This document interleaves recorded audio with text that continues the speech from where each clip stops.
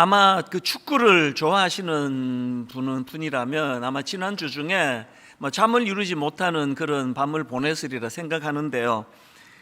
그 우리나라 손흥민 선수가 그 세계적인 축구 리그입니다. 프리미어 리그에서 득점 왕에 올랐습니다. 이게 얼마나 큰 화제가 됐는지 제 주변에서도 이 기록은 우리나라는 물론이고 아시아 선수 중에서도 이건 처음 있는 일이다 막 흥분해서 이런 이야기하는 걸 제가 참 많이 들었습니다. 그리고 나서 이제 언론마다 아니 손흥민 선수는 어떻게 이런 세계적인 축구 선수가 될 수 있었나, 그러니까 이런 것들을 이제 분석하는 그런 기사들이 많이 오르고 했는데요.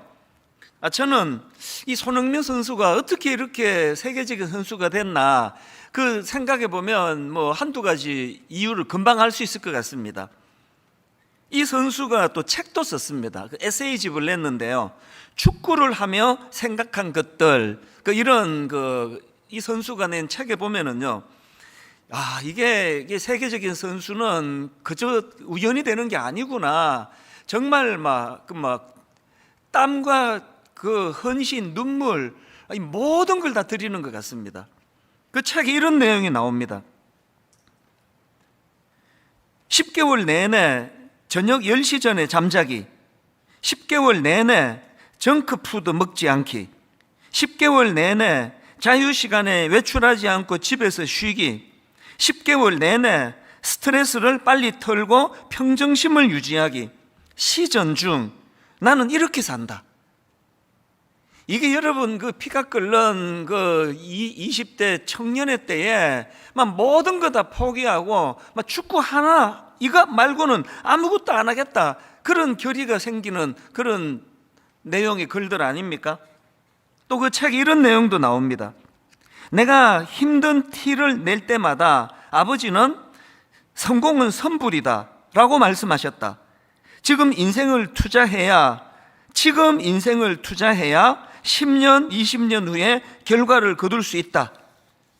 사실 손흥민 선수가 세계적인 축구 선수가 된 배경에는 아버지 잘 만난 거, 이게 큰 몫을 했다고 다들 그렇게 이야기합니다. 이 아버지가 어릴 때부터 얼마나 혹독한 훈련을 시켰는지, 그리고 무엇보다도 이 아버지가 귀한 게요, 이 기초 훈련의 중요성, 이 기초가 중요하다.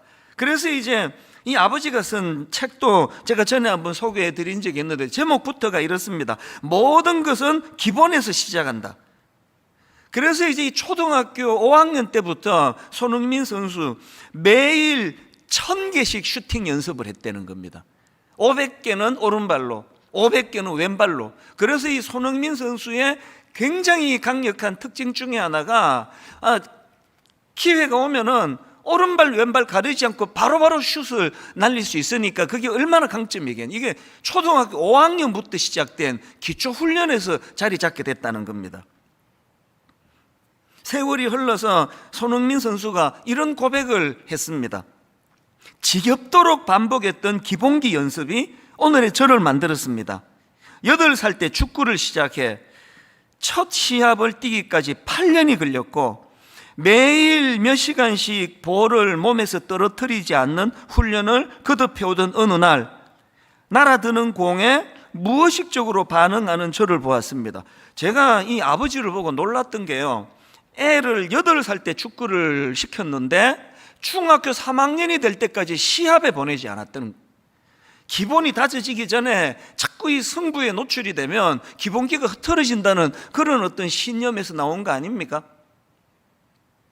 이렇게 기본을 강조했던 게 그 손흥민 선수의 아버지인데요, 이건 히딩크 감독도 똑같은 원리인 것 같아요. 우리나라를 2002년 월드컵 4강 그 신화를 만들었던 주역이 히딩크 감독인데요, 이 히딩크 감독이 우리나라 국가대표 감독으로 부임하자마자 계속 강조했던 게 한국 축구팀은 기초 체력이 약하다. 한국 축구는 근성이 부족하다. 그래서 부임하자마자 축구 기술은 안 가르치고 막 계속 입에서 단내가 날 정도로 체력 훈련만 시켰다는 거 아닙니까? 그래서 처음에 이 히딩크 감독이 부임하고 그 국가 간의 친선 경기를 하면은 막 계속 지는 겁니다. 막 5대 0으로 지고 그랬다는 거 아닙니까? 그래서 욕도 많이 먹었는데요, 아랑곳하지 않고 기초 체력이 중요하다, 우직하게 그 훈련을 시켰기 때문에 월드컵 4강 신화, 뭐 이전에도 없었고 앞으로도 쉽지 않은 그런 대기록을 남기게 한 감독이 히딩크 감독인데요, 저는 이런 글들을 또 이런 책들을 보면서 목사니까 그런 생각을 해보는 겁니다. 한국 교회가 또 한국 교회 성도들이 이 기초가 약하다, 기본이 안 돼 있다, 이런 비난을 우리 종종 듣지 않습니까? 그래서 제가 이런 상상을 해보는 겁니다. 운동선수들에게 이 기초훈련이 너무나 중요하기 때문에, 그래서 손흥민 선수가 초등학교 때부터 이 축구 기본을 다지기 위해서 매일 1000개씩 슈팅 연습을 해야 한다면, 그리고 히딩크 감독이 이 축구의 기본을 다지게 만들기 위하여 선수들 입에서 단내가 날 정도로 강하게 그렇게 기초훈련을 시켰다면, 그렇다면 오늘날 예수 믿는 저와 여러분들은요, 이 기초를 강화하기 위해서 어떤 기초훈련을 해야 되는 겁니까? 그런 생각해 보셨습니까? 교회가 그냥 허위되면 멀쩡하고 막 사람만 많이 모이는데 기초가 안 돼 있어 가지고 부실하다면 뭘 든든하게 해야 이제 이 기초가 강한 교회요, 그런 성도가 될 수 있느냐? 제가 이런 점에서 오늘 참 중요한 선포를 하나 하려고 하는데요, 우리도 기초훈련부터 새로 하자는 겁니다.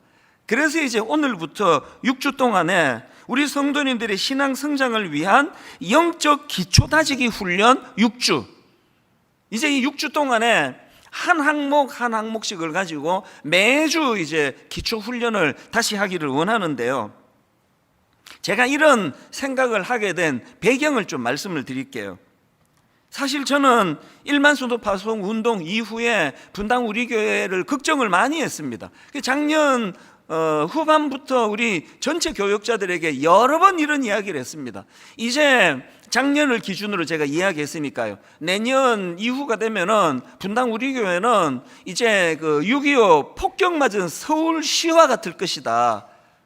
이제 1만 성도 파송 운동이 이루어지고 나면은 이제 저희는 한 10여 년 기존 신자 등록을 안 받았기 때문에 그 이후로 매년 한 1000여 명씩 등록하는 성도님들은 다 초신자들 아닙니까? 그리고 짱 믿음 가정이라고 이 남편이나 아내 중에서 한 분은 교회를 다니는데 한 분은 교회를 다니지 않은 이런 성도들이 많아지다 보니까 섬겨야 되는 성도는 많은데 어떤 부작용이 생기느냐, 제가 우려했던 일이 그대로 일어났습니다. 1만 성도 파송 운동을 놓고 결과를 놓고 보니까 교회를 섬기던 평신도 지도자들인 순장님들 70% 80%가 다 파송받아 다 나가셨단 말입니다. 그리고 주일학교 교사 80%가 다 파송받아 나가셔서 이제 이 주일학교는 누가 지키느냐고요. 대학부 청년부 그 젊은 리더들도 한 80%가 다 나갔다는 거예요. 그럼 이제 지도자들이 없게, 저는 전에도 말씀드렸잖아요, 이제 올해 안으로는 다락방은 할 수가 없다, 절대 못한다. 순장들이 없는데 무슨 다락방은 하느냐, 그렇게 생각을 했는데 세상에 그 3월 우리 1만 성도 파송 운동 파송 예배 이후로 참 눈물겨워요. 너무나 지금 성도님들이 헌신하고 자발적으로, 그래서 주일학교 교사 80%가 나가신 상태라 그랬더니요, 제일 연세 많은 분이 83세 할아버지가 교사를 자원했다는 말씀을 지난주 드렸잖아요. 그 어른이요, 그 어린 초등학교 아이들에게 순서지를 나누어주고 안내를 하고, 그래서 오히려 이게 너무 아름다워진 것 같아요. 그래서 제가 작년에 이제 1만 성도 파송 운동 이후에 분당 우리 교회는 어떻게 하나? 이게 6.25 폭격 맞은 서울처럼 그렇게 이제 혼란스러울 텐데 내년부터 목회를 어떻게 하나? 그런 걱정을 많이 했는데 하나님이 놀랍게도 저에게 전화 위복의 꿈을 주셨습니다. 그러면서 어느 날 그 시카고 대화재 사건을 떠올리게 해준 겁니다. 제가 시카고에서 살았기 때문에 그 내용을 잘 알아요. 1871년도에 시카고에 엄청난 화재 사건이 일어나는데요. 뭐 그 당시에 뭐 대부분의 건물이 다 목조 건물이다 보니까 이 불길이 막 얼마나 멀리 퍼져 나갔는가 하니까 시카고에 9km 제곱미터에 달하는 지역이 다 불이 난 겁니다. 그래서 이 화재 사건으로 집이 불에 탄 사람만 10만 명이 넘는다는 거예요. 어마어마한 그런 그 재앙 같은 화재 사건이 일어났는데요. 그런데 놀랍게도 이 전화위복이 뭐냐? 시카고는요, 그 도심에 그 완전히 불로 그냥 싹 썰어버렸기 때문에, 그래서 시카고는 지금도요, 미국 내에서도 이 도시 건축으로 유명한 지역이 된 겁니다. 대화재 사건 이후로 그 시카고 도심 지역이 완전히 파괴됐는데, 그 파괴된 그 도시에다가 그 당대 최고의 건축가들에 의해 가지고 건물이 새로 들어선 겁니다. 그래서 지금도요, 시카고의 그 다운타운에 가면은 막 사람들이 탄성을 질러요. 그 건축 하나하나가 얼마나 조화롭게 잘 이루어졌는지 하나님이 제게 그 꿈을 주셨습니다. 하나님 제게 이런 말씀을 주시는 겁니다. 그 분당 우리 교회가 너무 급성장하는 과정에서 부실한 게 얼마나 많았느냐고. 막 너무 급성장하는 바람에 놓치고 있던 많은 것들이 있는데, 이제 2기 사역을 선언하고 처음부터 새로 시작하자는 거예요. 대화재 이후에 시카고처럼. 그 하나님이 저에게 이 꿈을 주신 겁니다. 사실 저는 오늘 이 시간을 굉장히 기다렸습니다. 이제 전 교회적으로 이제 기초부터 다시 시작하는데요. 그래서 이제 6주 동안의 신앙 성장을 위한 영적인 기초 다지기, 한 항목 이것을 가지고 이제 뭐 목사 타이틀도 내려놓고 장로 권사 별로 중요하지 않다. 걸핏하면은 뭐 우리 집은 5대째 예수 믿는다 이런 소리 그만하고 모두가 다 처음 예수 믿는 것처럼 처음부터 새로 시작하자. 이게 기초 다지기 6주예요. 오늘이 그 첫 주인데요. 기초 다지기 첫 주, 우리가 다져야 될 기초 첫 번째가 뭐냐? 말씀 읽기와 묵상이라는 겁니다. 이 말씀 읽기의 중요함을, 말씀 묵상의 중요함을 인식하고 우리가 삶 속에서 실천하자는 거거든요. 사도행전에 보면은 바울이 이제 에베소 교회를 떠나면서 에베소 교회 장로들에게 하는 마지막 말씀이 나오는데요, 굉장히 비장합니다. 자, 사도행전 20장 30절부터 한번 보십시오. 29절부터 보십시오. 내가 떠난 후에 사나운 이리가 여러분에게 들어와서 그 양떼를 아끼지 아니하며, 또한 여러분 중에서도 제자들을 끌어 자기를 따르게 하려고 어그러진 말을 하는 사람들이 일어날 줄을 내가 아노라. 그러므로 여러분이 일깨어 내가 3년이나 밤낮 쉬지 않고 눈물로 각 사람을 훈계하던 것을 기억하라. 저도 한 교회를 책임지는 담임 목사 입장에서 예전부터 이런 상상을 했습니다. 언젠가 제가 이제 은퇴하고 교회를 떠나게 되면은 참 걱정이 많아질 것 같아요. 참 많은 수고를 하여 우리 순장님들이 또 교역자들이 참 교회를 잘 일구어 왔는데, 이제 제가 은퇴하고 난 다음에 이 교회에 거짓 교사가 들어오고 분쟁이 생기고 교회가 쪼개지고 이러면 어떡하나, 그런 마음이 들 것 같아요. 지금 사도 바울이 딱 그 마음이에요. 이제 이 귀한 에베소 교회에 거짓 교사가 나타나고 사나운 이리가 들어오는 것처럼 교회를 혼란하게 할 텐데, 그럼 어떡하나, 그런 염려를 하고 있는 바울인데요. 그래서 바울이 그 다음 32절에서 너무나 놀라운 대안을 이야기해요. 그래서 이제 에베소가 사는 길이 있는데, 자기가 에베소 교회를 부탁을 누구에게 하는가 하니까 32절을 보십시오. 지금 내가 여러분을 누구에게 부탁하느냐? 주와 및 그 은혜의 말씀에 부탁하노니. 아니, 교회를 주님께 부탁한다는 건 너무 이해가 되는데요, 말씀에게 이 교회를 부탁한다는 겁니다. 왜 이런 부탁을 말씀에게 하느냐? 그 다음 보십시오. 그 말씀이 여러분을 어떻게 합니까? 능히 든든히 세우사예요. 그 말씀이 여러분을 능히 든든히 세우사 거룩하게 하심을 입은 모든 자 가운데 기업이 있게 하시리라. 저는 이 말씀을 읽으면서 왜 한국 교회가 맨날 기초가 부족하다고 욕을 먹어야 되는지 답을 찾았습니다. 한국 교회가 왜 기초가 약하냐고요? 지금 한국 교회를 보면은 말씀에 교회를 부탁하지 않아요. 한국 교회를 보면은 기초가 약할 수밖에 없는 게 말씀을 의존하는 게 아니라 그 인간 단임 목사를 너무 의지하는 거예요. 모든 게 그 단임 목사에게 있는 것처럼. 그래서 여러분이 교회 올 때마다 여러분이 그렇게 사모할 것 같아. 우리 목사가 이번 주 게을르지 않고 말씀 준비를 잘해야 되는데, 우리 목사가 오늘도 설교 준비를 잘해가지고 우리에게 은혜를 끼쳐야 되는데 왜 그렇습니까? 이 오늘 목사가 그냥 설교 푸시리 대충 하면 한 주 내내 굶어야 되니까. 왜 기초가 약한지 아시겠죠? 바울은요 그렇게 부탁하지 않았습니다. 내 이 에베소 교회를 떠나면서 끝내주는 목사 한 사람 내가 어디 섭외했다, 이제 후임이 와가지고 교회를 든든히 세워갈 거다, 그렇게 말하지 않았습니다. 사도 바울은 에베소 교회를 누구에게 부탁합니까? 주님께 부탁해요. 그리고 주님의 말씀이 흥왕하기를 그렇게 사모하는 거 아닙니까? 이런 면에서 오늘 5대째 예수 믿는다, 4대째 예수 믿는다, 난 모태신앙이다, 그거 아무 소용없습니다. 우리가 이 말씀을 의지하고 말씀이 내 인생을 견인하도록. 그래서 여러분, 우리가 하나님 앞에 교회만 그런 거 아닙니다. 우리 인생도요, 하나님 주시는 그 말씀이 우리를 든든히 세워가는 거거든요. 오늘 본문에서도 강조점이 똑같습니다. 디모데후서 3장 16절입니다. 세 번역으로요. 모든 성경은 하나님의 영감으로 된 것으로서 교훈과 책망과 바르게 함과 의로 교육하기에 유익합니다. 이렇게 16절에서 기능을 소개한 다음에 그 다음 17절을 보십시오. 성경은 하나님의 사람을 유능하게 하고 그에게 온갖 선한 일을 할 수 있게 하는 것입니다. 여러분, 선한 사람이 되고 싶잖아요. 저는요, 세상에 제일 좋아하는 사람이 주님 안에서 선량한 사람이에요. 선한 사람.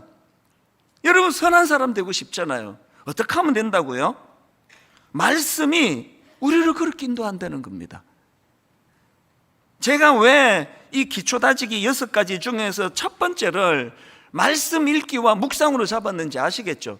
손흥민 선수 아버지는 이 축구 선수라면 이 슛을 잘해야 된다. 그래서 어릴 때부터 1000개씩 매일 시켰다면, 정말 저는 제가 목회하는 분당 우리 교회 모든 성도님들에게 기초 중의 기초는 말씀 묵상입니다. 말씀을 읽으셔야 됩니다. 말씀을 손에 들어야 됩니다. 이걸 제가 외치고 싶은 거예요. 그리고 오늘 이 본문 디모데후서 3장 16절 17절 이 말씀 자체가 굉장히 유명하지만요, 대부분의 성도들이 이 말씀의 배경은 잘 모르세요. 이 말씀이 어느 배경으로 나왔는지 아십니까? 바로 앞에 나와 있는 디모데후서 3장 1절을 보십시오. 강하게 사도 바울이 이렇게 권면합니다. 너는 이것을 알라. 말세에 고통하는 때가 이르러. 말세에 고통하는 때가 이르는데 그 어떤 내용으로 고통이 찾아오느냐? 2절부터 보십시오. 사람들이 자기를 사랑하며 돈을 사랑하며 자랑하며 교만하며 비방하며 부모를 거역하며 감사하지 아니하며 거룩하지 아니하며 무정하며 원통함을 풀지 아니하며 모함하며 절제하지 못하며 사나우며 선한 것을 좋아하지 아니하며 배신하며 조급하며 자만하며 쾌락 사랑하기를 하나님 사랑하는 것보다 더하며. 말씀의 구조를 보세요. 맨 먼저 나오는 게 자기를 사랑하며 돈을 사랑하며, 그리고 그 후유증으로 생기는 고통을 쭉 열거하고, 이 말씀의 마지막 말씀이 뭡니까? 쾌락 사랑하기를 하나님 사랑하는 것보다 더하며. 지금 여기 나오는 말세에 겪게 되는 고통의 내용들을 보면은 딱 두 가지예요. 하나는요, 이 왜곡된 가치관이 우리를 혼란하게 만들 것이다. 그리고 두 번째가 뭡니까? 그 왜곡된 가치관으로 말미암아 온 시대와 세상이 혼란을 겪게 되고 고통을 겪게 될 것이다. 이게 딱 오늘 우리 시대의 상황 아닙니까? 최근에도 그 30대 초반의 젊은 아내가 그 보험금을 노리고 남편을 물에 빠뜨려 죽게 만들었다는 혐의를 받고 구속되는 웃지 못할 비극적인 사건이 일어났잖아요. 그게 다 가치관의 문제예요. 이 여성이 진짜 그 남편을 그렇게 살해했다면은 이유는 딱 하나예요. 가치관이 잘못된 거예요. 뭐 가정이 뭐가 중요하냐? 돈이 중요한 거지. 그 남편이 벌어다 주는 그 돈 갖고 뭐 무슨 재미로 사느냐고. 목돈이 필요한 거지, 거금이 필요한 거지. 그래서 남편을 죽였다고 한다면, 그리고 뭐 이런 사례는 뭐 그냥 뭐 잊혀질만 하면은 계속 나오고 있는 거 아닙니까? 가치관의 문제예요. 게다가 여러분, 오늘 이 성경의 중요성을 강조한 말씀 바로 앞에 어떤 내용이 나오는가 하니까 6절을 보십시오. 세 번역으로.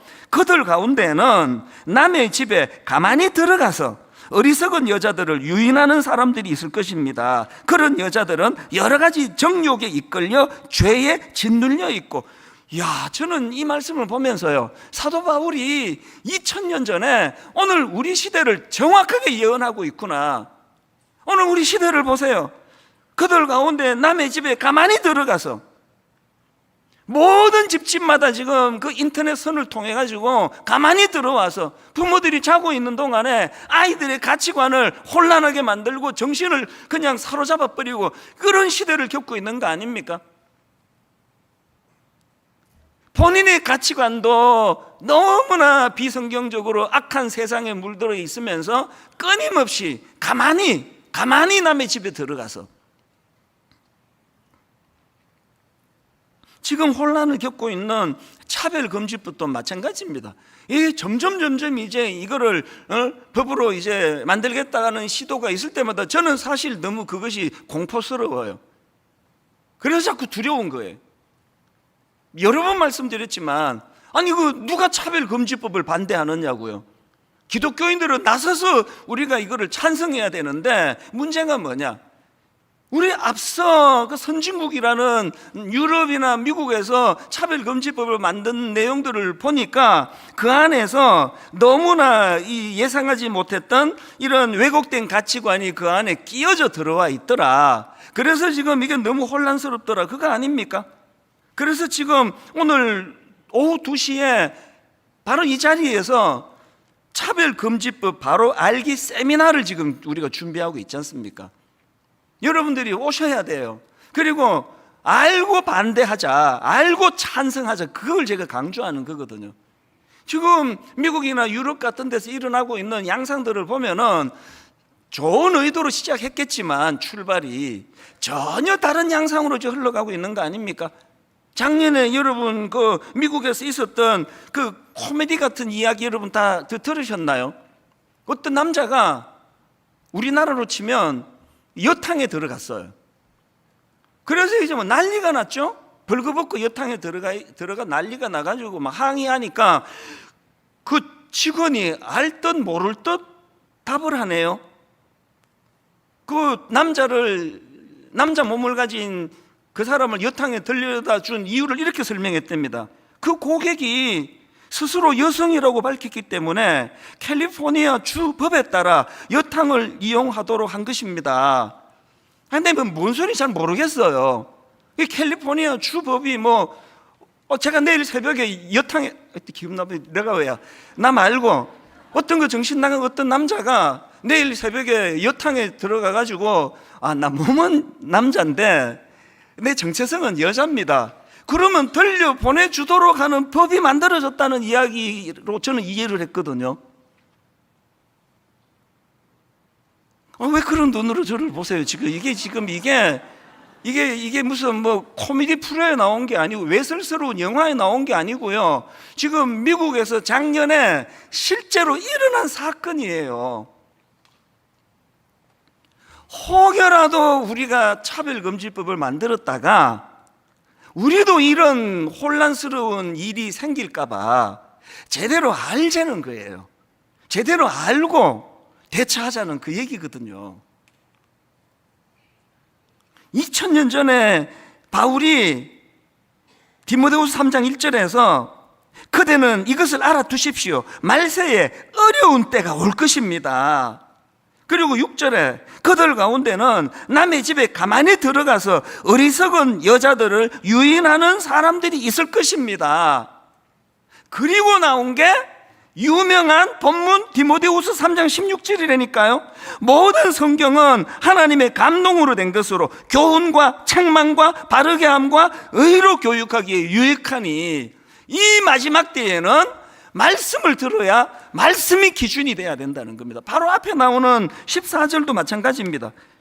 그러나 너는 배우고 확신한 일에 거하라. 너는 내가 누구에게서 배운 것을 알며, 그 다음 보세요. 또 어려서부터 성경을 알았나니 성경은 능히 너로 하여금 그리스도 예수 안에 있는 믿음으로 말미암아 구원에 이르는 뭐가 있다고 합니까?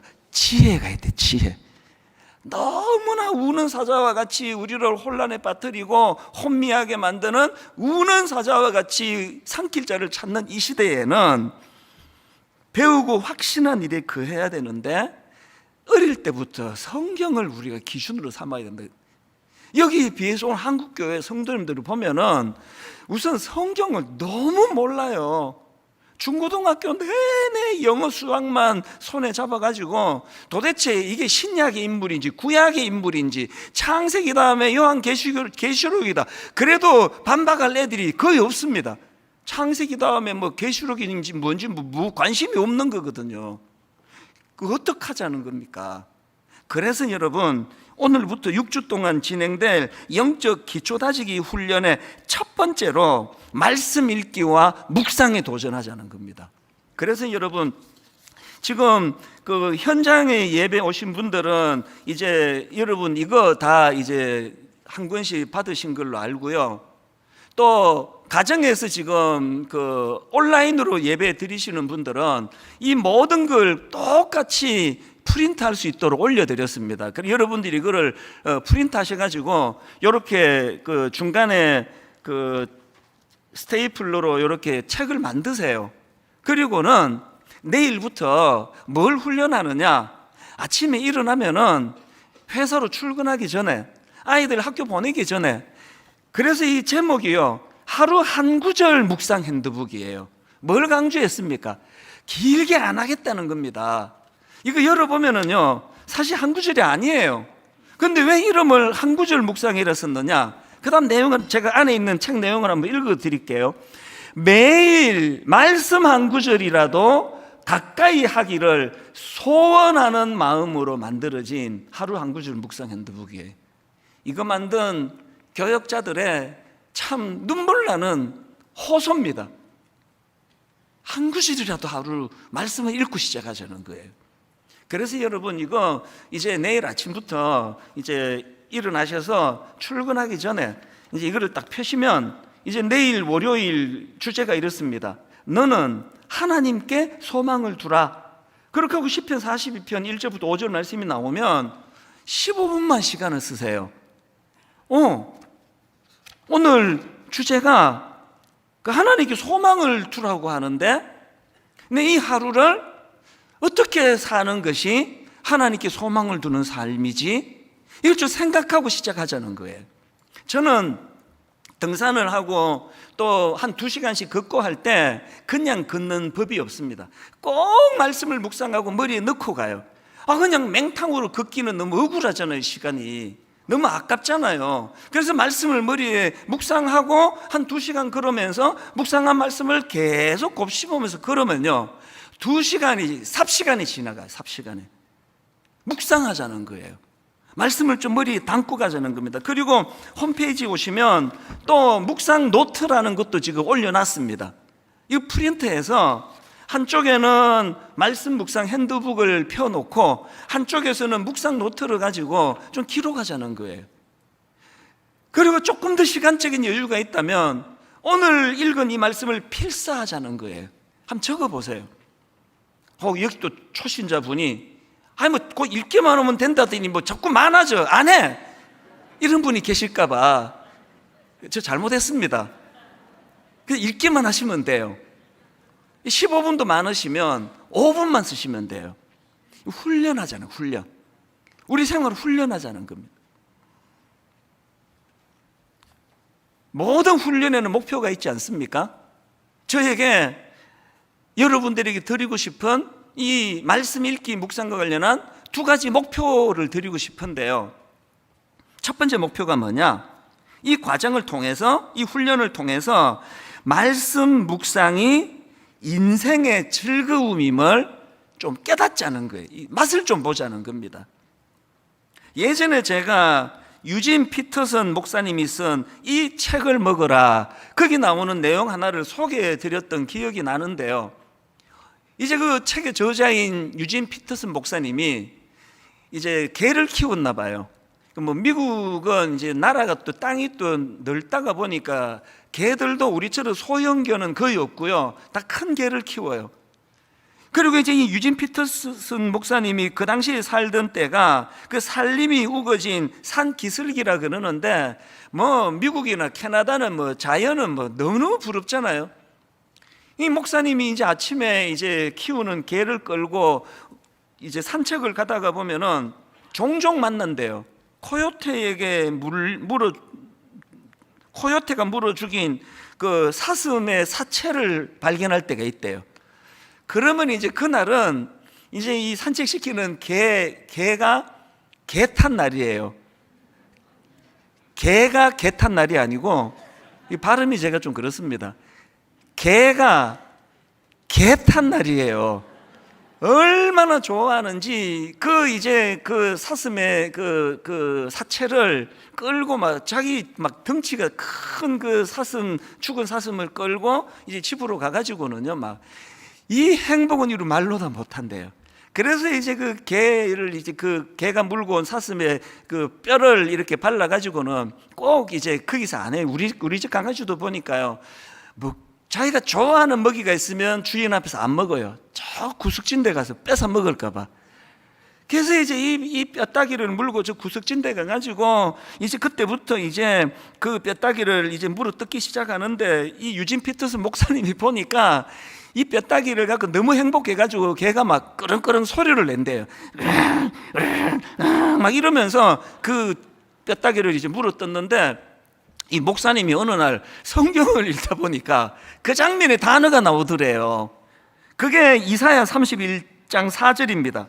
큰 사자나 젊은 사자가 자기의 먹이를 움키고 으르렁거릴 때에, 이게 주인 입장에서 보니까 그 개가 먹이 놓고 뼈다귀 놓고 으르렁거리는 단어가 나왔는데, 놀라운 게 뭐냐, 여기 나오는 으르렁거리다, 이게 히브리어로 하가라는 단어인데요, 이게 묵상이라는 뜻입니다.